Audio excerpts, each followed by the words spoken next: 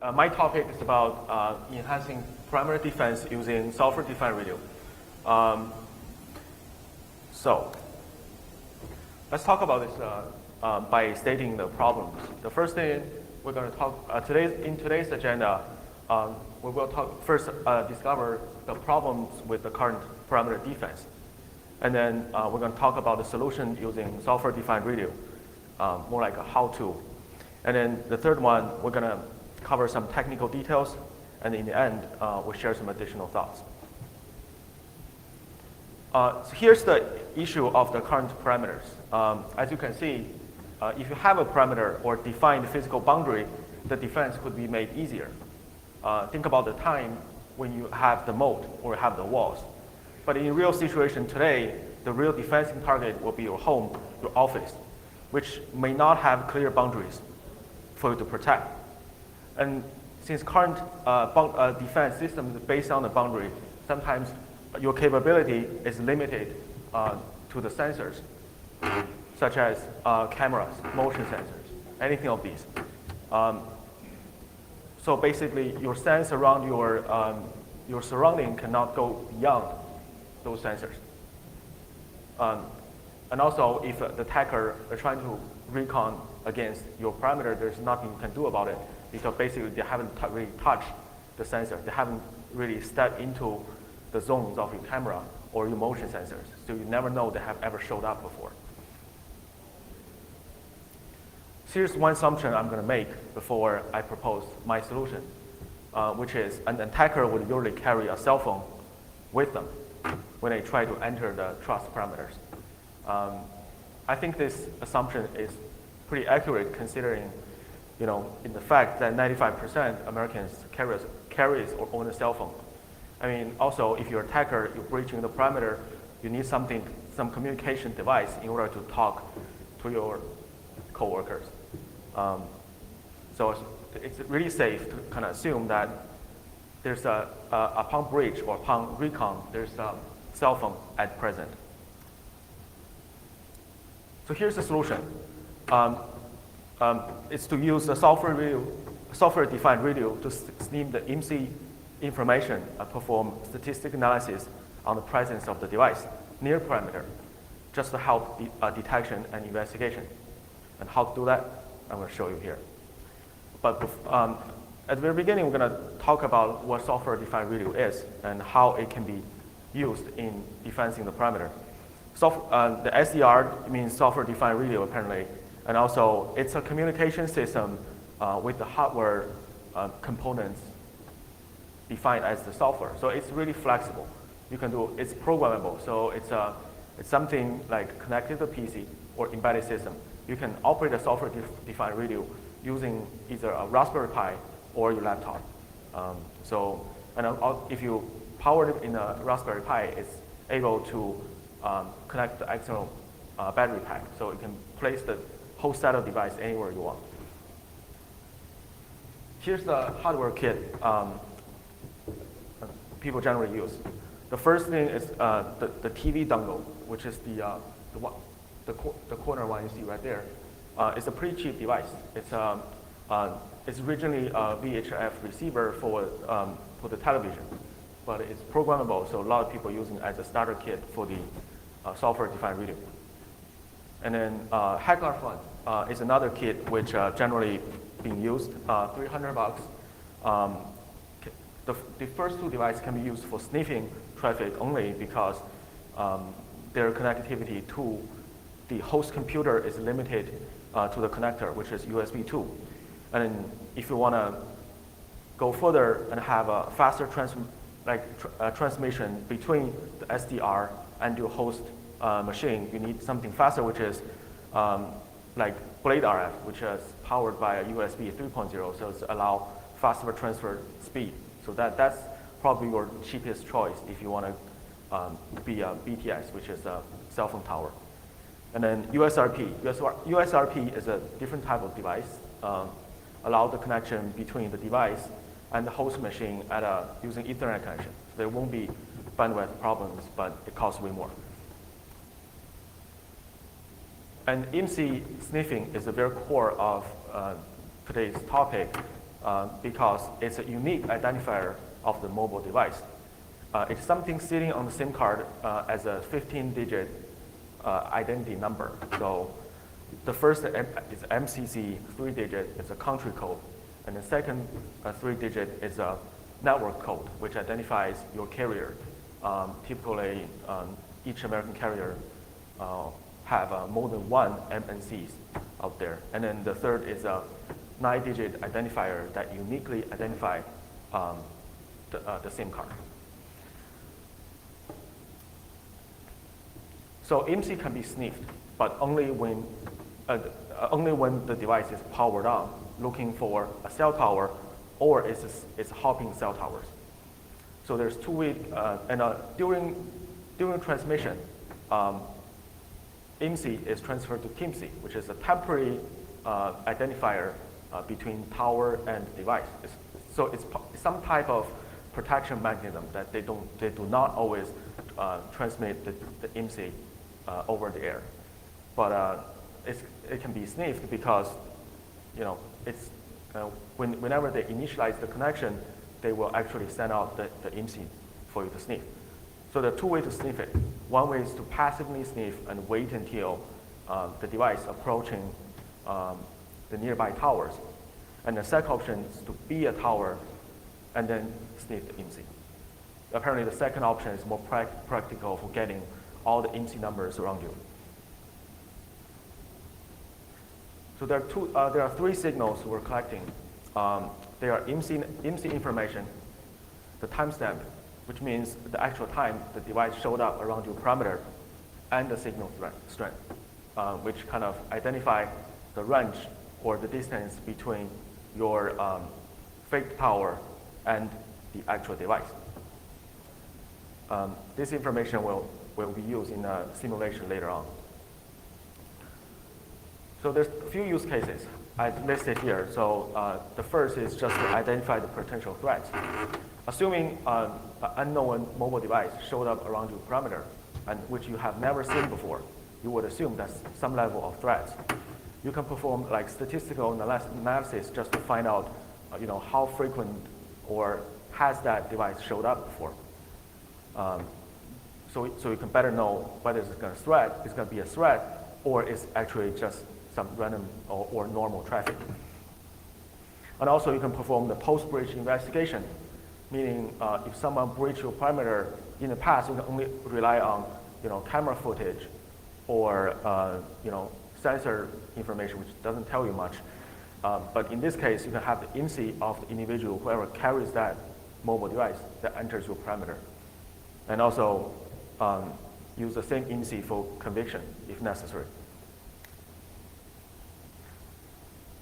And as the part 3, we'll be talking about some technical details like how to implement this solution. The first thing we're going to talk about is just IMSI catchers. IMSI catcher is a pretty common concept. The first mentioned by Chris in DEF CON 18. There's a YouTube video link that links to the original video.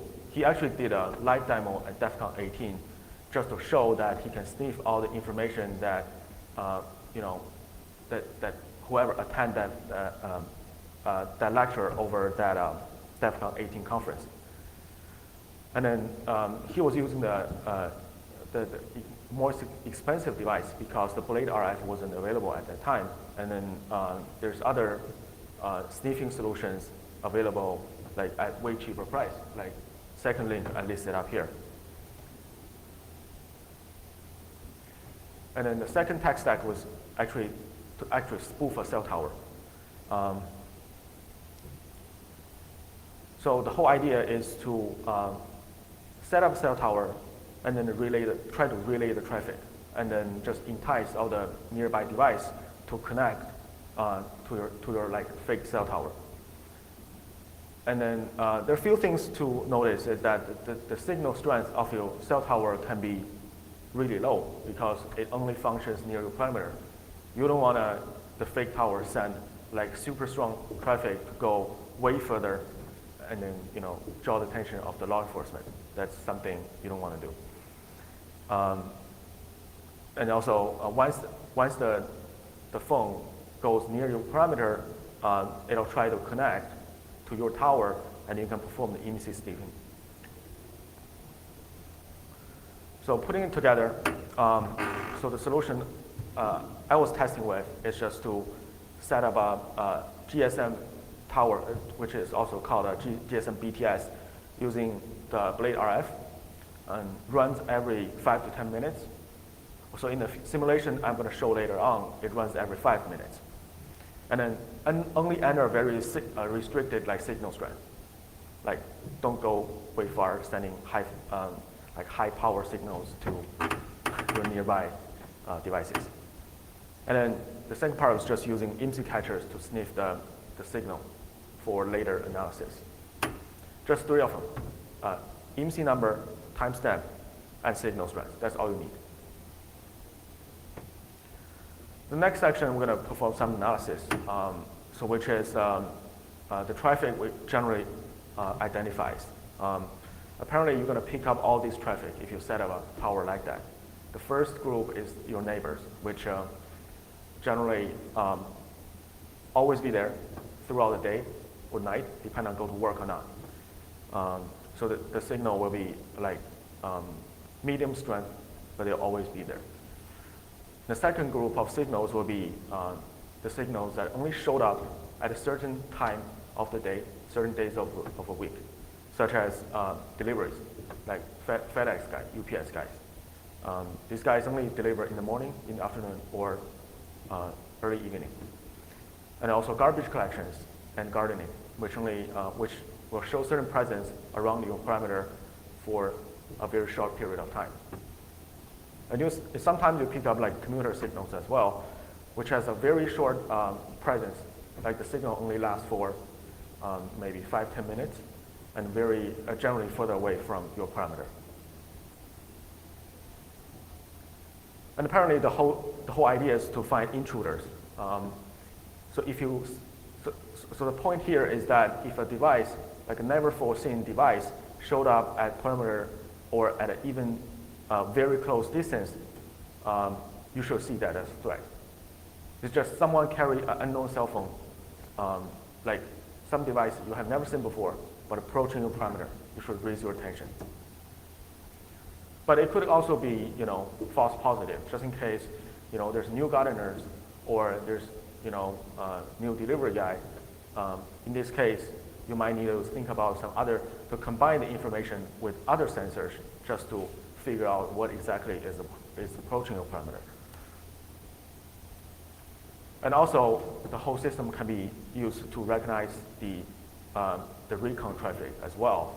So assuming a certain device showed up near your parameter at day 1, and it had never been seen after maybe 5-10 days, and at day 10, they showed up near your parameter or breaching your boundaries, and then showed up a signal strength like 10, and that's definitely something worth attention.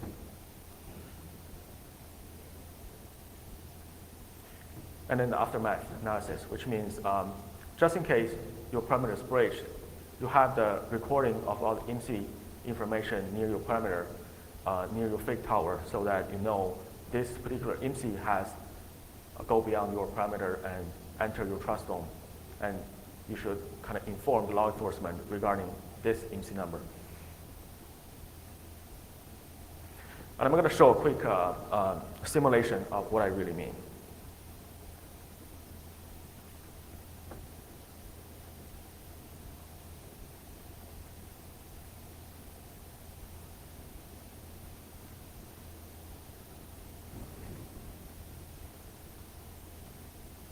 All right.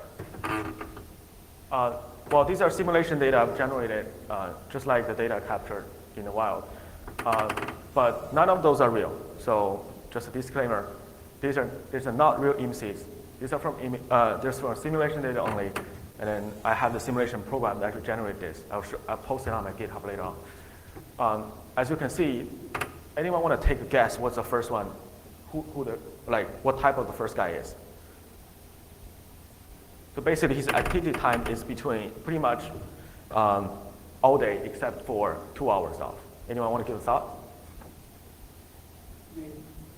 Yeah, that's right, neighbor or stay-home mom or whoever spent most of the time at home. So only goes away from his home, which is my neighbor, for 2 hours during the day.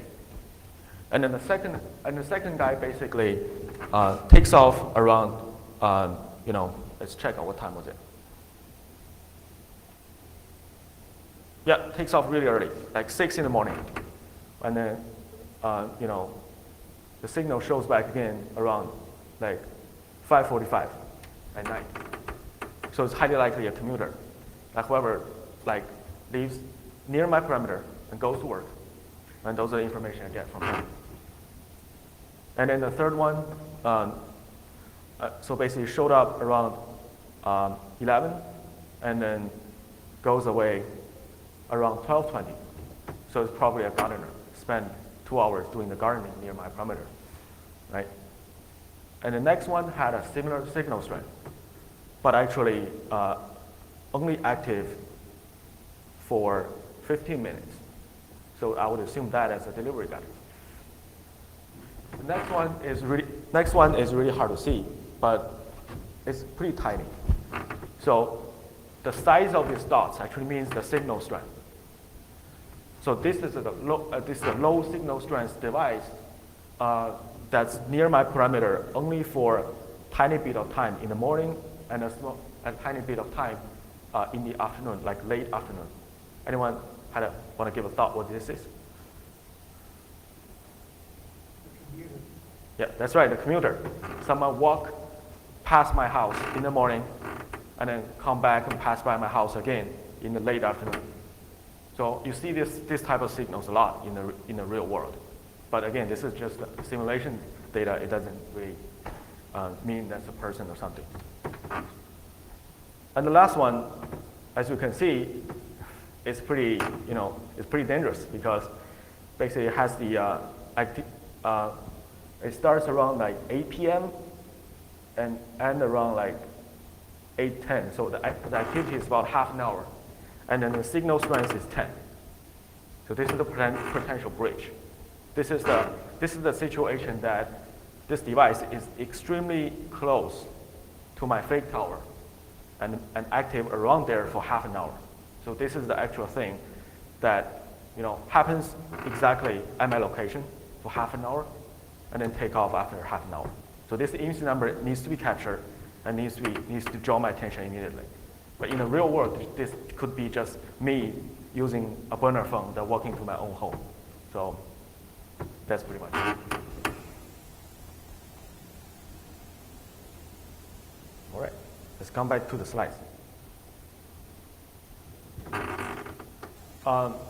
Well, done for the simulation, there's some additional thoughts regarding the same techniques. First, let's talk about the advanced features, the features that allows us to get more accuracy from the solution. The first section is the first point is actually to integrate with existing parameter defense solutions, such as your sensors or cameras or whatever alerting mechanism you have. It might be infrared sensors as well, so that you know exactly who and how they approach a parameter.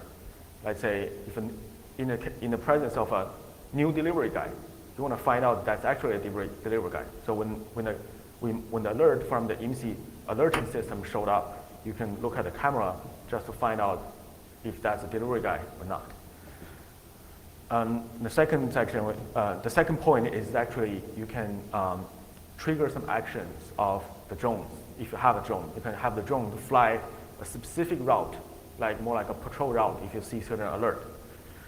So you can possibly identify vehicles or get real-time image of your surrounding. So your drone would not, as you know, drone typically only fly for about 15, 25 minutes. So it won't be in the air all the time. But this alerting system kind of give you this initial trigger that tells your drone to fly the predefined route just to see who's out there. And all these measures helps to reduce the false positives, to kind of tell you what exactly is out there. And then we're going to talk about the restrictions as well. The first thing is that the person needs to have a cellular device, basically a phone with them, so you can identify them.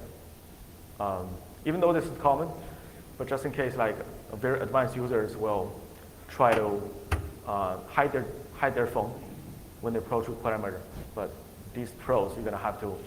But there's not to say that there's no way to find them. Like assuming there's like a low signal strength device or device that actually near your perimeter but suddenly lost the signal. It might be the guys actually like hiding their phone in aluminum foil or just powered it off. So there's a way to kind of identify those as well. And also the location basically is like estimation based on the signal strength. If for some reason, like if someone places phone in the backpack and there's some kind of material that blocking the signal strength, and the signal might be thinking this guy is pretty far away, but in fact he could be very close to the perimeter. And the third point is definitely the legal concern for this thing. As FCC regulation stated, operating under certain spectrum, especially GSM spectrum, it's a violation. So I would assume that if you are to try this solution at home, use it only for experimental purposes only, and then law enforcement has their own IMSI catching devices and solutions on their own, but it's a different story. There's a similar ideas to this.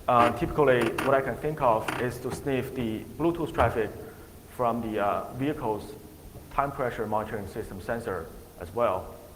Assuming like you can set up those sensors, you can set up certain devices near the entrance of your community. And then you basically can have an idea who is actually entering the community. If there's some never foreseen vehicle TPM sensor, there might be new vehicles coming, or there's unknown vehicles approaching defined parameters. It's kind of easier to implement this one because normally a vehicle will go down the designated path. It's not like pedestrians have to go. Pedestrians can go like different routes to approach your house, but vehicles have to be on a certain path, like typically road. What I can think of is the methodologies would be the same thing. All you need is a timestamp, identifier, and a signal strength, and then the analysis will be just like what I performed before. Well, again, all data I'm presenting today is from the simulation, and the pinning doesn't represent anyone but myself. That's it, everyone.